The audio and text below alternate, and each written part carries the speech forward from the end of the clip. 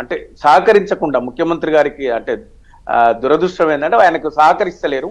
ఇంకా ఈ పరిస్థితి ఈ అంటే ఈ ఎన్నిక గెలవకపోతే తన పట్టు కోల్పోయినా అనేటువంటి ప్రచారాన్ని తీసుకొచ్చి మరింత ఆయన బలహీన పడేటువంటి అవకాశం ఉంది. కాబట్టి ముఖ్యమంత్రి గారే ప్రతిష్టాత్మకంగా తీసుకొని ఇది ఎట్టి పరిస్థితుల్లో గెలవాలి అనేటువంటి ఉద్దేశంతో చాలా అంటే ఏ స్థాయిలోనైనా ఆయన చేసే వ్యాఖ్యలు కానీ ఒక్క నిమిషం మీరు జూబ్లీహిల్స్ ఉప ఎన్నికని ఏకంగా ముఖ్యమంత్రి సీటుకి లింక్ పెట్టేశారు కాబట్టి Congress wants to respond. Sir ఇప్పుడు రేవంత్ రెడ్డి గారు ఎందుకు తిరిగిరు అనేది నేను చెప్పిన ముఖ్యమంత్రి గారు ఆయన ఒక అలవాటే అట్లా. ఆయన ఇప్పుడు కాదు ప్రతి ఉప ఎన్నికలు కూడా ఆయన తిరిగినటువంటి చరిత్ర ఉంది. ఆయన తిరుగుతాడు ప్రజల మంచి కాబట్టి. కానీ కేసీఆర్ గారు ఒక బ్రాండ్ ఉంది. గెలిచే కాడ మాత్రం కనిపిస్తాడు, ఓడిపోయే కాడ ముందే రాడిగా. అసలు ఈసారి కనీసం మాగంటి గోపీనాథ్కి సంబంధించినటువంటి అసెంబ్లీలో ఆ రోజు సంతాప సభ పెట్టినా లేకపోతే కనీసం వాళ్ళ ఎన్నికల ప్రచారానికి కూడా రెండిట్లలో కూడా కేసీఆర్ కనబడలే. ఎక్కడ లేదు. ఎందుకు లేదు? ఆడ సర్వేలలో వాళ్ళు గెలుస్తలేరు అనేటటువంటిది కేసీఆర్ గారు కూడా చాలా స్పష్టంగా ఉంది. కొట్లాడేది కొట్లాడరు. ఇంకొకటి చెప్తా ఉన్నా, డే 1 కెంచి అబద్ధాలను మాత్రమే నమ్ముకురు. ఎవడు అబద్ధాలను నమ్ముకుంటాడు? నిన్నటి నుంచి కూడా నిన్న నైట్ నుంచి కూడా సోషల్ మీడియా మొత్తం కూడా మీ పేపరు, వెలుగు పేపరు, ఇంకో పేపర్ల మీద మీ ట్యాగులు వాడుకొని మీ లోగోలు దాంట్లో మొత్తం ఫేక్ న్యూస్, అబద్ధాల కార్లు అంటే అబద్ధాల కోర్లు. వీళ్ళు ఎప్పుడైతారు? నీకడేం కంటెంట్ లేనప్పుడు అవుతావు, నువ్వు గెలుస్తలేవు అన్నప్పుడు అవుతావు.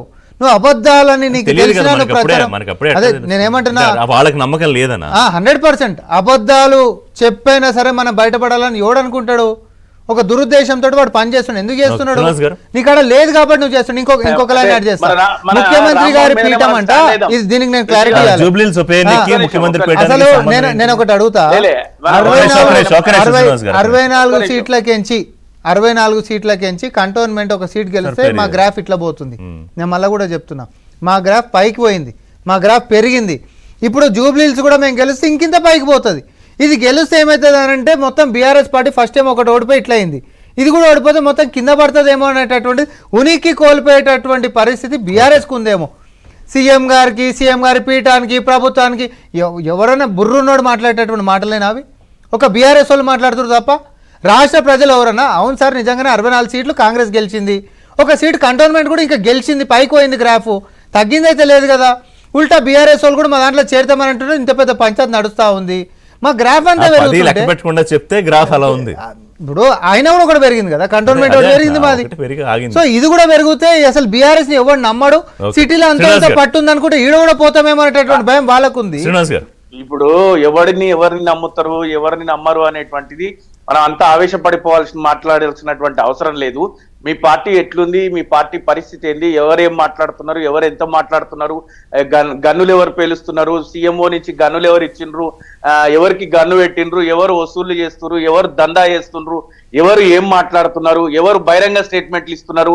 అరెస్ట్ చేయడానికి వచ్చిన అరెస్ట్ ఒక మంత్రి అరెస్ట్ చేయమంటే ఇంకొక మంత్రి అరెస్ట్ చేసేటోని ఎంబడేసుకొని పోతే ఇది మీ రాష్ట్రంలో ఉన్నటువంటి పరిస్థితి. దీన్ని మళ్ళా బుర్రున్నోళ్ళు మాట్లాడతారు. ఎవరికి బుర్ర లేకుండా వ్యవహరిస్తుంది కాంగ్రెస్ పార్టీ ప్రభుత్వం.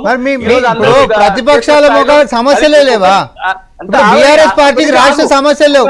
మా నాయకులు ఏదో మాట్లాడుకుంటే దాని ఏదో రాష్ట్ర సమస్య లెక్క మాట్లాడుతున్నారంటే మీకు ఏం లేనట్టు కదా. ఒకటి నువ్వు సమస్యలు మాట్లాడమంటే మా నాయకులు ఏదో మాట్లాడుకున్నది రాష్ట్ర సమస్య లెక్క. ఒక అంశం చెప్పు. అదే కవిత గారు మాట్లాడిండ్రు. ఏది హాస్పిటల్ కూడా 1100 కోట్లు 1800 కోట్లు ఎట్లయితాయి? మీరు రాయండి పేపర్లలో. కాదు శ్రీనివాస్ గారు, రామ్మోహన్ రెడ్డి గారు, నాకు డౌట్ ఏంటంటే మీరు బయట పోట్రే కూడా ఫైట్ బీఆర్ఎస్ వర్సెస్ కాంగ్రెస్ అని చేసి ఇక్కడ కూడా బీజేపీ లేదంటే ఎట్లాగా? కిషోర్ రెడ్డి గారు ఉన్నారు. కిషోర్ రెడ్డి గారు బయట వాతావరణం. ఒక నిమిషం శ్రీనివాస్ గారు, ఒక్క నిమిషం వస్తా. రెండు నిమిషాలు మాట్లాడాలి. రామ్మోహన్ రెడ్డి మాట్లాడిన 2-3 అంశాల పట్ల ఒక్క నిమిషం మాట్లాడండి. కిషోర్ రెడ్డి గారు మాట్లాడాక మళ్ళీ మీ దగ్గరకు వస్తా. ఆయన ఏమంటాడు? అసలు 2014 నుంచి 2025 వరకు హైదరాబాద్ అభివృద్ధి పుట్టిపడిపోయిందని మాట్లాడండి. అవును, మెట్రో ఒక అడుగు చూపెట్టు నువ్వు పెంచింది ఏందో 2014 దాకా. మెట్రో తిప్పిందే మేము కదా. ఔటర్ రింగ్ రోడ్ కంప్లీట్ చేసిందే మేము. ఏంది ఔటర్ రింగ్ రోడ్ నువ్వు కంప్లీట్ చేసేది? ఏమైనా కొంచెం మంది ఉందా మాట్లాడడానికి? జనాలు మొత్తం వింటారు.